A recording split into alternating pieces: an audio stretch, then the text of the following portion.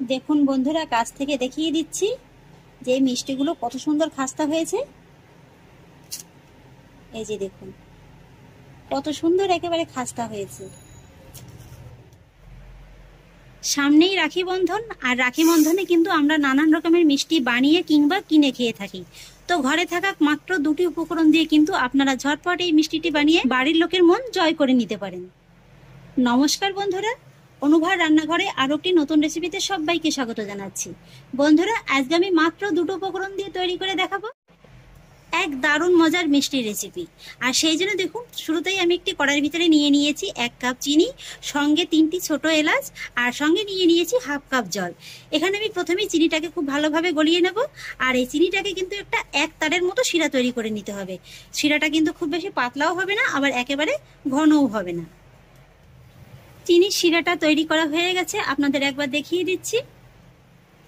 এই যে দেখুন বন্ধুরা, এইভাবে হালকা একটু তারের মতো সৃষ্টি হবে।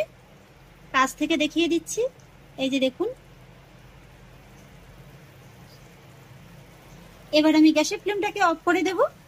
আর তারপরে এই চিনির শিরার ভিতরে দিয়ে দেবো এই সামান্য 1 চিলতের মতো লেবুর রস। এতে করে চিনির শিরাটা ঠান্ডা হয়ে যাওয়ার পরেও কিন্তু আর জমে যেতে পারবে না। ভালোভাবে একবার নেড়েচেড়ে মিশিয়ে নেব।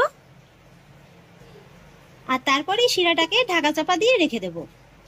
এবার চলে এলাম রেসিপির পরবর্তী ধাপে। একটি বড় জায়গা নিয়ে নিয়েছি, জায়গার উপর নিয়ে নেব একটি ছাঁকনি, ছাঁকনির ভিতরে নিয়ে নেব 2 কাপ ময়দা।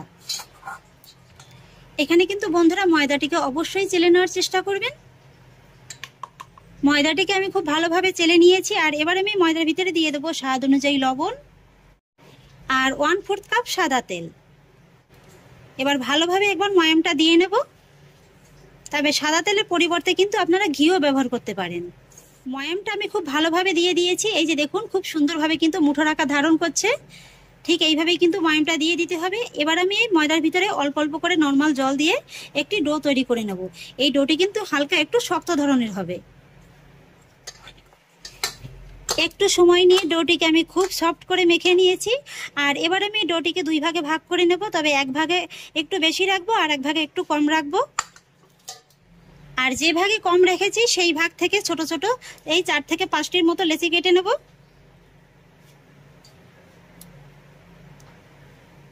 তারপরে এই কেটে নেওয়া লেচি থেকে একটা লেচি আমি কিচেন টেবিলে পরে নিয়ে নেব।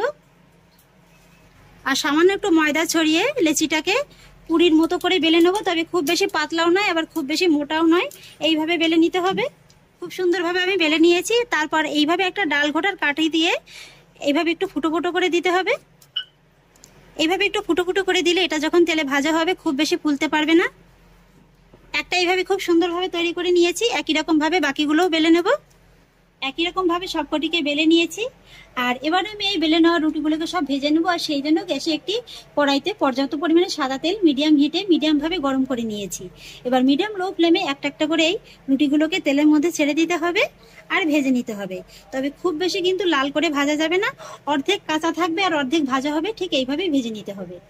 এই যে দেখুন, এগুলো খুব সুন্দরভাবে তেলের উপরে ভেসে উঠতে শুরু করেছে। ঠিক এই সময় একটু উল্টে দিতে হবে, তারপর আবারও একটু ভেজে নিতে হবে। এই যে দেখুন বন্ধুরা, পুরিগুলোকে আমি অর্ধেক কাঁচা আর অর্ধেক ভাজার মতো করে নিয়ে ভেজে নিয়েছি। এবার তেল থেকে তুলে নেব। একই প্রসেসে বাকিগুলোকেও ভেজে নেব। সবগুলো একই রকম ভাবে ভেজে নিয়েছি। আর এবার আমি এই পুরিগুলোকে একটু ভালোভাবে ঠান্ডা করে নেব। পুরিগুলো যখন খুব ভালোভাবে ঠান্ডা হয়ে যাবে তখন হাত দিয়ে এইভাবে একটু ছিঁড়ে ছিঁড়ে টুকরো করে নেব। আর তারপর সরাসরি মিক্সির ভিতরে দিয়ে দেব। এবার বন্ধুরা এই পুরিটাকে একটু হালকা করে গুঁড়ো করে নেব। এই যে দেখুন বন্ধুরা, পুরিটাকে আমি খুব সুন্দর করে গুঁড়ো করে নিয়েছি। আর এইভাবে কিন্তু একটু হালকা দানা দানা থাকবে, ঠিক এইভাবেই গুঁড়ো করে নিতে হবে। একটি বড় জায়গায় ঢেলে নেব। আর এবার আমি এর ভিতরে অ্যাড করব সামান্য 2 থেকে 3 চামচের মতো সাদা তেল। ভালোভাবে একবার মেখে নেব। আর তারপর এই গুঁড়োর ভিতরে অল্প একটু নর্মাল জল দিয়ে একটি সফট ডো মেখে নেব। এইভাবেই কিন্তু বারে বারে একটু জল দিয়ে ডোটিকে খুব সফটভাবে মেখে নিতে হবে। এই যে দেখুন বন্ধুরা, ডোটিকে আমি খুব সুন্দর একেবারে সফট করে মেখে নিয়েছি। আর এইভাবেই কিন্তু একটু সফট করে মেখে নিতে হবে, কারণ এই ডোটি যখন একটু সময় রেস্টে থাকবে তখনই কিন্তু আবার একটু শক্ত হয়ে যাবে। তাই এইভাবেই কিন্তু একটু সফট করে মেখে নিতে হবে।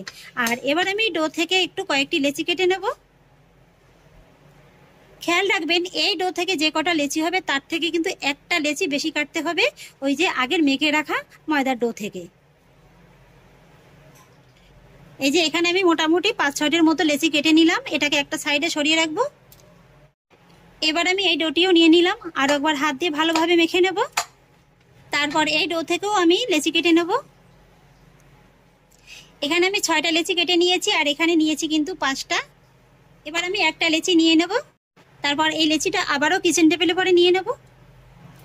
সামান্য ময়দা ছড়িয়ে রুটির মতো করে বেলে নেব। বন্ধুরা, এই মিষ্টিটা বানানো কিন্তু খুবই সহজ। যদি স্কিপ করে না দেখেন তাহলে কিন্তু আপনাদের কাছে একেবারে জলের মতো মনে হবে। তবে এই রুটিটা খুব বেশি পাতলাও না, আবার খুব বেশি মোটাও নয়, এইভাবে বেলে নিতে হবে। এক এক করে আমি সমস্ত রুটিগুলোকে বেলে নিয়েছি। আর এবার এই রুটিটাকে আবারও কিচেন টেবিলে পরে নিয়ে নিলাম। আর তারপরে নিয়ে নিলাম এই যে মেখে রাখা লেচিটা, এইভাবে অল্প অল্প করে দিয়ে দেবো রুটির উপরে। তারপর হাত দিয়ে এইভাবে একটু ভালোভাবে চেপে চেপে দেব। এই যে দেখুন বন্ধুরা, আমি রুটির গায়ে খুব ভালোভাবে স্প্রেড করে নিয়েছি। এবার আমি আরো একটা রুটি এইভাবে বসিয়ে দেব। তারপরে আবারও এইভাবে এই লেচিটা দিয়ে দেব। আর এইভাবেই কিন্তু পরপর সবকটি রুটি বসিয়ে নেব। একে একে 5টি রুটি কিন্তু আমি এইভাবে বসিয়ে দিয়েছি। এবার 6 নম্বর রুটিটা আমি এইভাবে দিয়ে দিলাম। এর উপরে কিন্তু আর কিছুই দেব না, হালকা হাতে এইভাবে একবার চেপে নেব। তারপরে আবারও হালকা হাতে এইভাবে একটু বেলে নেব। এইভাবে কিন্তু একটু ঘুরিয়ে ফিরিয়ে উল্টে পাল্টে বেলে নিতে হবে। রুটিটাকে দেখুন বন্ধুরা, আমি হালকা একটু পাতলা করে বেলে নিয়েছি। আর এবার আমি রুটিটাকে কিন্তু এইভাবে একটু উল্টে দেব। আর তারপরে এই রুটিটাকে এইভাবে ধরে একটু টাইট করে রোলিং করে নেব।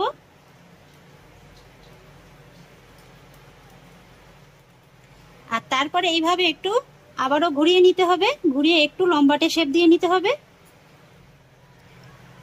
আমি খুব সুন্দরভাবে লম্বাটে শেপ দিয়ে নিয়েছি। আর এবার আমি রোলিংটার এইভাবে মাঝ বরাবর একটু কেটে নেব।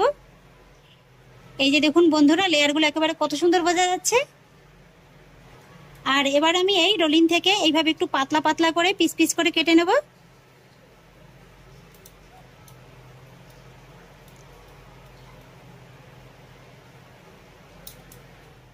ছোট চাকুটা দিয়ে আমার কাটতে একটু অসুবিধা হচ্ছিল, তাই এইভাবে বড় চাকুটা দিয়ে কেটে নেব। একে একে আমি সবকটি কেটে নিয়েছি। আর এবার আমি আপনাদের ডিজাইনটা তোলা দেখিয়ে দিচ্ছি। এই যে দেখুন, খুবই সহজ কিন্তু। এইভাবে একটু দুটো মাথা ধরবেন, ধরে দুটো মাথা এইভাবে একটু দুই দিকে মুড়িয়ে দেবেন। এই যে দেখুন কত সহজ ডিজাইনটা তোলা। এইভাবে মুড়িয়ে দিয়ে তারপরে এই যে দুটো মাথা আবারও একটু এইভাবে খুব ভালোভাবে চেপে দেবেন। এই যে দেখুন কত সহজ। আপনাদের আরো একটি দেখিয়ে দিচ্ছি। এই যে দেখুন, এইভাবে তুললেই কিন্তু খুব সুন্দরভাবে ডিজাইনটা চলে আসবে।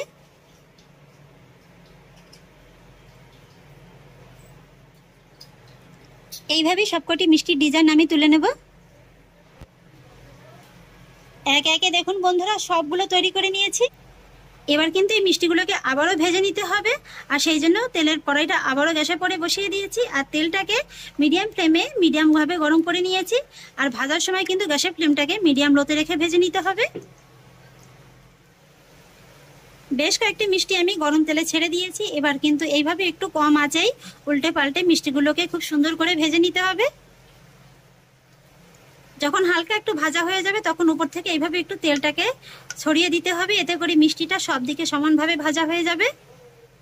এই যে দেখুন বন্ধুরা, লেয়ারটা এখনই কত সুন্দরভাবে ছাড়তে শুরু করে দিয়েছে।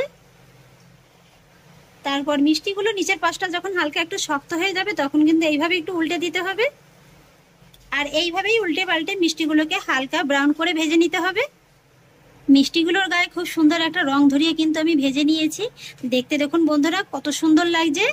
এবার আমি গরম তেল থেকে মিষ্টিগুলোকে তুলে নেব। লেয়ারটা দেখুন বন্ধুরা একেবারে কত সুন্দরভাবে বোঝা যাচ্ছে। আর এইভাবেই কিন্তু বাকি সব মিষ্টিগুলোকে ভেজে নেব। এই যে বন্ধুরা, এক এক করে সবগুলো মিষ্টি আমি ভেজে নিয়েছি। আর এবার আমি ভেজে নেওয়া মিষ্টিগুলো সব চিনির শিরার ভিতরে দিয়ে দেবো। চিনির শিরার সঙ্গে ভালোভাবে একবার মিষ্টিগুলোকে মিশিয়ে নেব। আর এই মিষ্টিগুলো কিন্তু চিনির শিরার সঙ্গে খুব বেশি সময় নিয়ে ভিজিয়ে রাখার প্রয়োজন নেই, এইভাবে একটু হালকা হাতে মিশিয়ে নিলেই কিন্তু হয়ে যাবে। এবার মিষ্টিগুলোকে সব চিনির শিরা থেকে তুলে নেব।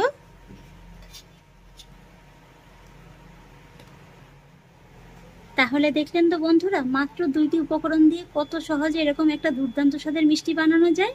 আর এই মিষ্টিগুলো কিন্তু বন্ধুরা যেমন হবে খুব সুন্দর খাস্তা মুচমুচে, তেমনি কিন্তু লাগবে খুব সুন্দর রসালো। দেখুন বন্ধুরা, কাছ থেকে দেখিয়ে দিচ্ছি যে এই মিষ্টিগুলো কত সুন্দর খাস্তা হয়েছে। এই যে দেখুন কত সুন্দর একেবারে খাস্তা হয়েছে।